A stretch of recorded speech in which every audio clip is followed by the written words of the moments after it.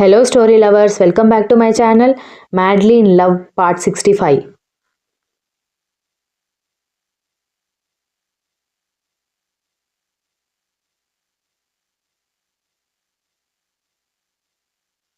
ఉన్నాడుగా కొత్తగా ఊడిపడ్డ బావా, నువ్వు ఇంటికి వచ్చినప్పటి నుంచి రూమ్లో నుంచి బయటికి రాలేదు. ఫ్రెష్ అయి వచ్చాక బయట కూర్చుంటావేమో అనుకుంటే మళ్ళీ గదిలోకి వచ్చేసరికి మీ అక్కేంటి ఎవరితో కలవదు, ఎందుకు మాట్లాడదు అని బ్రెయిన్ తింటున్నాడు. అప్పటికి ఏదేదో చెప్పి కవర్ చేశాను కానీ ఇక నా వల్ల కావట్లేదు. ఉదయ్ టాపిక్ వచ్చేసరికి దక్షకి కూడా చిరాకు వచ్చేసింది. ఒక్క అరగంట కారులో అతని సుత్తి భరించలేకపోయింది.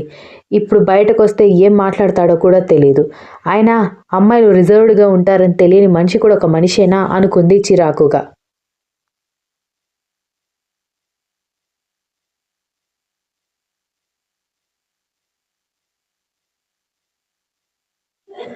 అంతలో ఏంటి రక్ష, మీ అక్కని తీసుకుని బయటికి రమ్మంటే నువ్వు కూడా అక్కడే ఉండిపోయావని ఉదయ్ గదిలోకి రావడంతో అక్క చెల్లెలు మొహాలు ఎర్రగా మారిపోవడంతో ఎందుకు అది బ్యాడ్ సిగ్నల్ లాగా అనిపించి నేను బయట వెయిట్ చేస్తుంటాను, మీ అక్కని తీసుకునిరా అంటూ వెళ్ళిపోయాడు ఉదయ్. వీడేంటక్క జిడ్డులాగా ఇలా పట్టుకున్నాడు అంది రక్ష.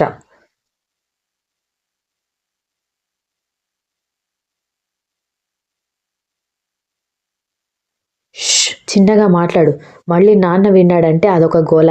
ఇందాక వదిన్ని ఇరికించొచ్చావు. వదిన విన్నా కూడా వాళ్ళ దగ్గర మనల్ని బ్యాడ్ చేయడానికి ట్రై చేస్తుంది. ఎంత 2 రోజులుండి సిటీలో ఉన్న వాళ్ళ ఇంటికి వెళ్ళిపోతారు అనగానే నువ్వింత అమాయకంగా ఉన్నావు కాబట్టే కర్ణగారిని వదిలేసి వచ్చావు. నిజంగా ఇష్టం ఉందని చుట్టూ తిరిగేవాడెవ్వడూ అంత సులువుగా వదిలిపెట్టిపోడు. కావాలంటే చూడు, పెద్ద ట్విస్ట్ ఇవ్వడానికి ఏదో ఒక ప్లాన్ ఉండే ఉంటుంది అంది రక్ష.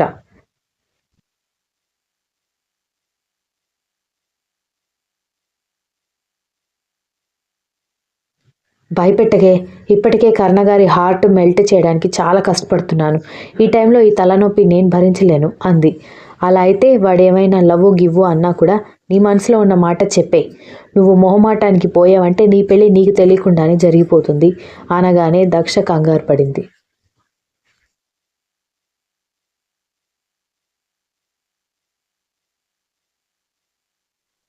బయట నుంచి ఉదయ్ తండ్రి కూడా దక్షని పిలుస్తూ ఉంటే విసిగించేస్తున్నారని తిట్టుకుంటూ బయటకొచ్చింది.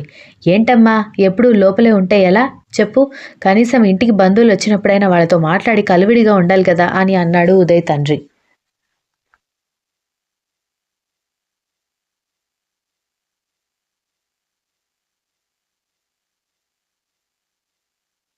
మా అక్క పెద్దగా ఎవరితో కలవదు మావయ్య. పైగా దానికి కంఫర్టబుల్గా ఉంటేనే వాళ్ళతో క్లోజ్గా మాట్లాడుతుంది అని ఉదయ్ వైపు చూస్తూ గట్టిగానే చెప్పింది రక్ష. అదే అర్థమైనా కూడా పెద్దగా పట్టించుకోకుండా దక్ష మీద దృష్టి పెట్టాడు ఉదయ్.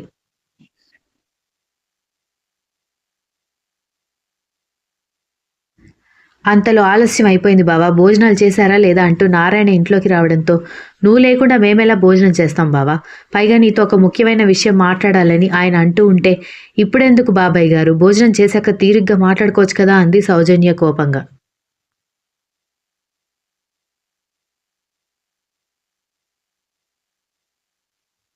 నువ్వుండవమ్మా, ఇంటికి వచ్చినప్పటి నుంచి చూస్తున్నా పానకంలో పుడకలాగా ప్రతి దాంట్లో దూరిపోతావేంటని ఆయన చిరాకుగా చెప్పడంతో సౌజన్య నారాయణ వైపు చూస్తూ ఉంటే ఆయన కోడలికి ఏం సమాధానం చెప్పకుండా కాళ్ళు చేతులు కడుక్కొస్తాను బావా అంటూ కాళ్ళు చేతులు కడుక్కొని వచ్చి కూర్చుని ఏమైంది, ఏం మాట్లాడాలి అని అన్నాడు నారాయణ.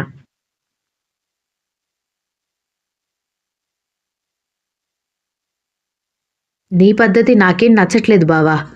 ఇప్పుడు అంత పద్ధతి లేని పని నేనేం చేశాను బావా. ఆ బావ మరుదులు మాట్లాడుకుంటూ ఉంటే దక్ష దొరికిందే సందని రక్ష చేపట్టుకుని గదిలోకి వెళ్ళిపోవడంతో ఉదయ్ అసహనంగా ఫీల్ అయ్యాడు.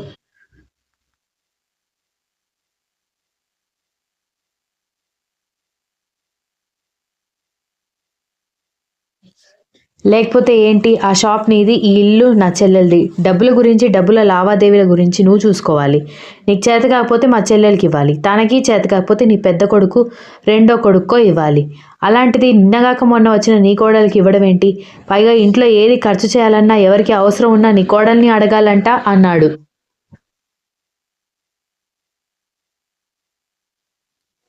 అంటే సౌజన్య బాగా తెలివైంది బావా, అందుకే నా కోడలి మీద నమ్మకంతో అంటున్న నారాయణ వైపు ఆపమన్నట్టుగా చేయి చూపిస్తూ మనం అవకాశం ఇస్తేనే వాళ్ళ తెలివి ప్రూఫ్ చేసుకుంటారు. ఇంటి కోడలికి డబ్బు గురించి పెత్తనం అప్పజెప్పావంటే ఆ తర్వాత నీ నెత్తి మీద ఎక్కి తైతక్కలాడుతుంది.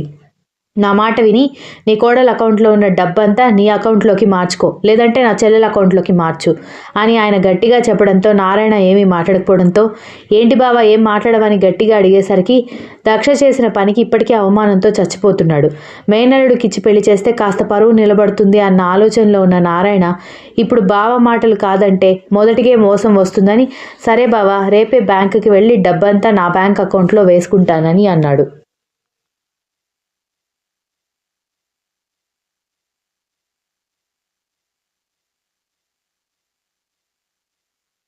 అలా అన్నావు బావుంది, ఇక భోజనం చేద్దామా అనగానే ఇందిర మంగ వెంటనే వంటగదిలోకి వెళ్ళి గిన్నెలు తీసుకొచ్చి హాల్లో నేల మీద పెట్టి చాపలు పరిచి అరిటాకులు వేయడంతో భోజనానికి కూర్చున్నారు మగాళ్ళంతా.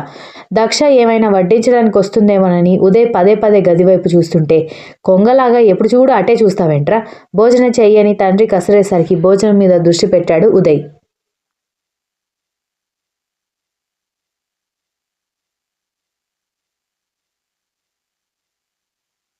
ఇందాక రక్ష మాటలు ఉదయ్ చేష్టలు అన్నీ కలిపి భయం ఎక్కువ కావడంతో దక్ష వణుకుతున్న చేతులతో ఫోన్ చేతిలోకి తీసుకుని నేను మీతో మాట్లాడాలి అని కర్ణకి మెసేజ్ చేసింది.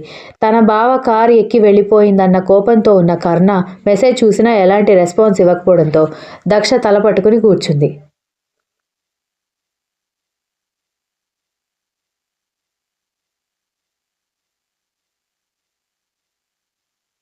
దీక్షిత భోజనం తినిపిస్తూ ఉంటే విరాట్ భోజనం తింటూ అల్లరి చేస్తుంటే నీ సంగతి నాకు తెలుసు, అనవసరంగా నీకు భోజనం తినిపిస్తానని చెప్పాను, నీ భోజనం నువ్వు చెయ్యి అనగానే సరే సరే డిస్టర్బ్ చేయనని అన్నాడు విరాట్.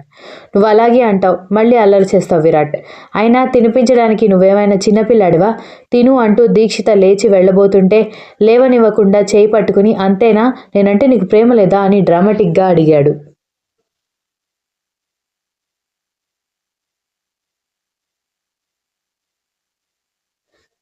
విరాట్, నువ్వు మరీ ఎక్కువ అల్లరి చేస్తున్నావు, అయినా ముందు మన పెళ్లి గురించి ఆలోచించు, మనకి పెళ్ళైందంటే అన్ని సమస్యలు తీరిపోతాయి అంది. దీక్షిత నోటి నుంచి ఆ మాటలు వినడమే పాకెట్లో చేపెట్టి లోపలి నుంచి ఏదో తీయడంతో అది చూసి షాక్ అయ్యి ఏంటిది అంటూ అతని చేతిలో ఉన్న బంగారు పూస్తలతో పసుపు దారం కనిపించడంతో ఆశ్చర్యంగా చేతిలోకి తీసుకుంటే నువ్వెప్పుడు ఈ మాట అడుగుతావా, ఎప్పుడు తాళి కట్టాలా అని అన్నీ రెడీగా పెట్టుకున్నానని అన్నాడు నవ్వుతూ.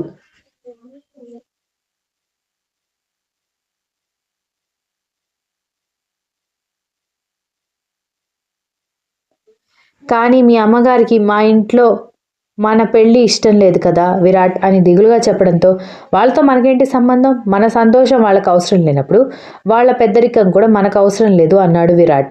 నిజమే కావచ్చు, కానీ నేను వచ్చి నిన్ను తనకి దూరం చేశానని మీ అమ్మగారు అనుకోకూడదు, నువ్వు వచ్చి మా ఇంటి పరువు తీసావని మా అమ్మ నాన్న అనుకోకూడదు, కొంచెం కష్టమైన వాళ్ళందరినీ ఒప్పించి పెళ్లి చేసుకుందాం విరాట్.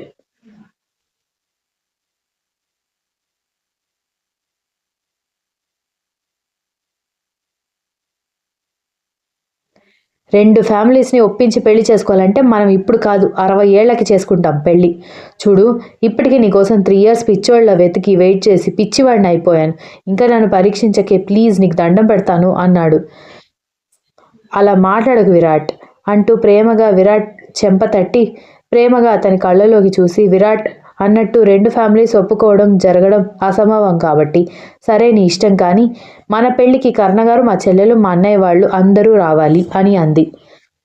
దక్ష వస్తుంది, కర్ణ వస్తాడు, నవీన్ వస్తాడు, రక్ష కూడా వస్తుంది, మీ పెద్దన్నయ్య వస్తే మీ పెద్ద వదిన రానివ్వదు, అలా మీ ఇంట్లో తెలిసి మళ్ళీ పెంట పెంట చేస్తారు, అంటే అదేదో పెళ్ళి ఆపుతారని కాదు, కానీ మీ ఇంట్లో వాళ్ళకే మనశ్శాంతి లేకుండా పోతుంది, సో మీ పెద్దన్నయ్య గురించి ఆలోచించకు, మీ రెండో అన్నయ్య మీ చెల్లెలు వస్తారు అన్నాడు.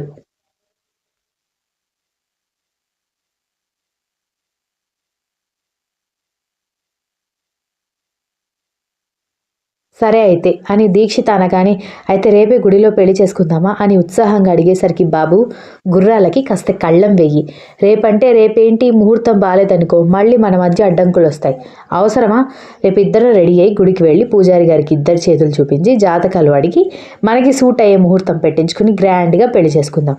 నువ్వు నన్ను పెళ్లి చేసుకునే విధానం చూసి నా కూతుర్ని ఎంత గొప్పవాడు, మనం అందుకోలేని వాడు ప్రేమించాడో అని మా అమ్మ నాన్న అనుకోవాలి, తనని కాదని నువ్వు నన్ను పెళ్లి చేసుకున్నావంటే నేనంటే నీకెంత ప్రేమో అని మీ మమ్మీకి కూడా అర్థం కావాలి అంది దీక్షిత.